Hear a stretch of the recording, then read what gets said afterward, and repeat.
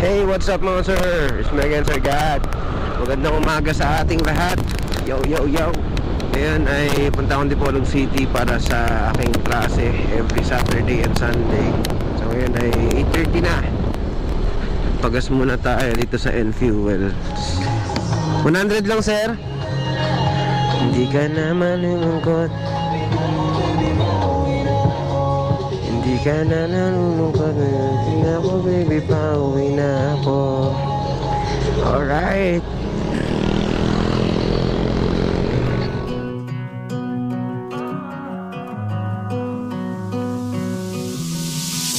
I know what you're thinking and I'm thinking it too. Maybe we should both just let it go. You know my anxiety, I'm trying to be what you want and I get so overwhelmed. Every time I climb up your walls, grab my hand and you let me fall. I'm still standing here through it all, well you know I hate Atrium. Sobrang traffic. May mga banda pa. Makasenso ng Dipolog City eh.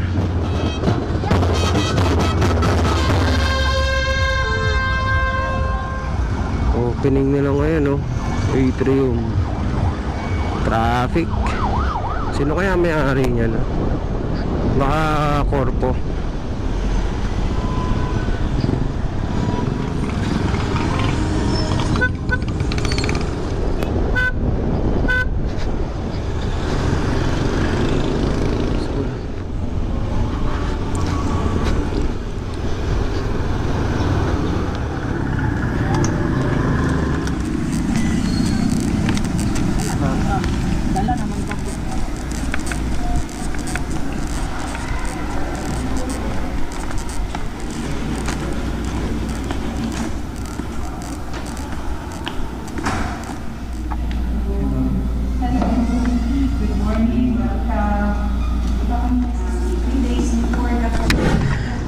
Mamaya pa pala pasok ko. Supposedly dapat ngayon umaga, meron akong pasok ngayong umaga. Medyo magulo eh. Nakipag-swap yung isa kong prof dun sa isang prof sa schedules nila.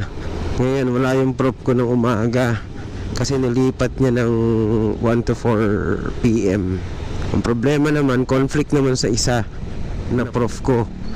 Nakaswap niya rin 1 to 4 PM sabay. So paano yun? Medyo magulo. So ngayon, ano tayo? Papalamig muna tayo. Palamig muna tayo. Hindi na tayo uuwi ng bahay kasi alam may pasok rin ako eh. Puntahan natin tong Atrium, yung bagong mall dito sa Dipolog. So dito yung banda mga bossing, Atrium. Kala ko naman Gaisano to, Gaisano Mall. Hindi pala. Ayun o, Atrium.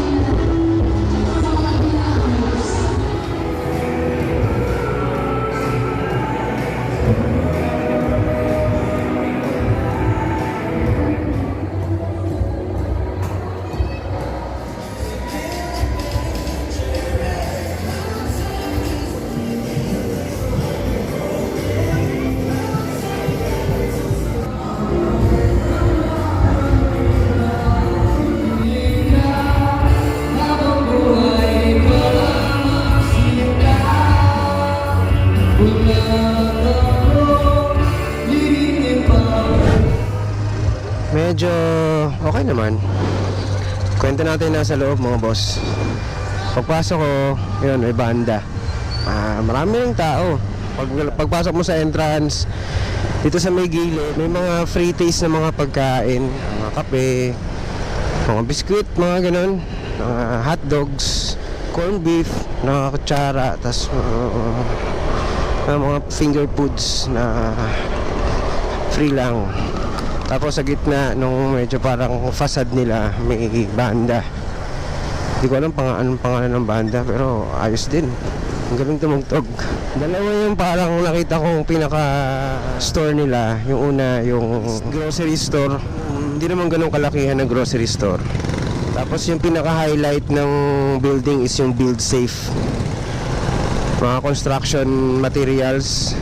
Para siyang City Hardware o Jelaico. Na nandun lahat yung mga construction needs natin. Papagawa, paparepair, o tayo ka ba ng bahay mo. Yeah, meron kang project. Ganun yung kanilang mga products sa Build Safe. Mga construction material. Okay naman, malawak.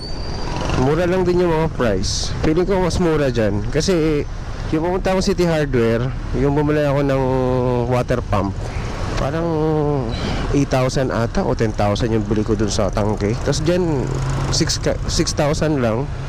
Mumura. O baka nag-depreciate na yung presyo. Kaya mas mura dyan sa Atrium.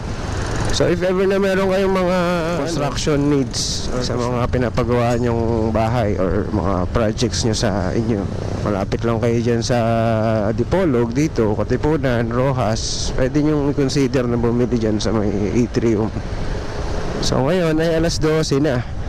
Kailangan na natin bumalik ng school. So I guess mga bossing, hanggang dito na lang yung vlog na to. Until next time. Again, this is Sir God. Ingat po tayo lahat. Keep safe, ride safe, and God bless us all. Bye-bye. Peace, yo!